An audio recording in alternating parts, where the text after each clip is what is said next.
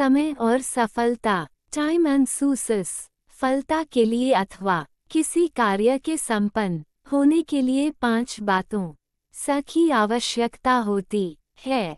सबसे पहले उस व्यक्ति का आशय जो उसे कर रहा है, फिर उन साधनों और चीजों की उपलब्धता जिससे वह कार्य होना है। तीसरी बात उस कार्य को करने का मनोभाव और उसे करने की इच्छा, फिर उसे करने का समय, क्योंकि प्रत्येक कार्य को करने का एक निर्धारित समय होता है और यदि उसे सही समय पर नहीं किया जाए तो वह व्यर्थ हो जाता है। यदि आप फरवरी में बीज बोएंगे तो उसका कोई अर्थ नहीं है।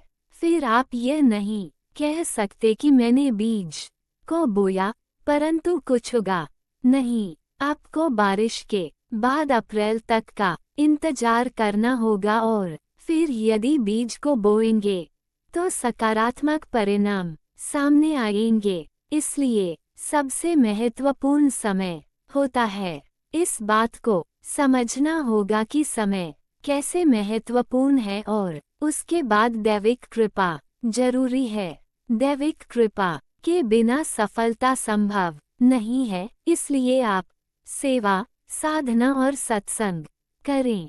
प्रयासों का सफल परिणाम समय पर मिलेगा। आपके द्वारा किए गए प्रयासों के परिणाम कभी भी व्यर्थ नहीं जाएंगे। यदि अभी नहीं तो निश्चित ही उसके परिणाम बाद में मिल ही जाएंगे। संपत्ति होने का अर्थ सिर्फ धन या पैसा होना नहीं है।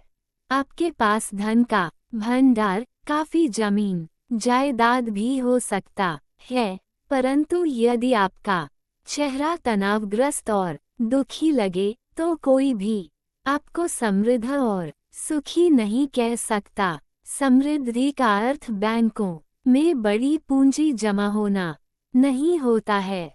समृद्धि का तात्पर्य होता है जीवन की विशालता को समझकर उसका सम्मान करना। किसी व्यक्ति का आत्मविश्वास उसकी समृद्धि को दर्शाता है। संपत्ति आपके आत्मविश्वास को बढ़ाती है, पर यदि संपत्ति ने आपको कमजोर एवं बीमार कर दिया है तथा आपके जीवन में द्वंद्व को उत्पन्न किया है, तो फिर वह संपत्ति व्यर्थ है। समय, ज्ञान, विवेक, स्वास्थ्य, आत्मविश्वास और वीरता भी संपत्ति हैं।